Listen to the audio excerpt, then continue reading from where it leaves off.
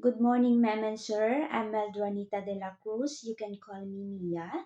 I am 43 years old, happily married, and have one daughter aged 3 years old. I am a Christian.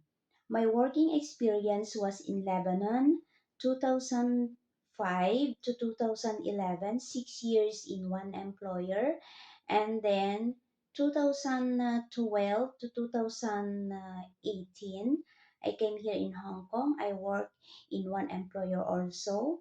And then I transferred to a British family.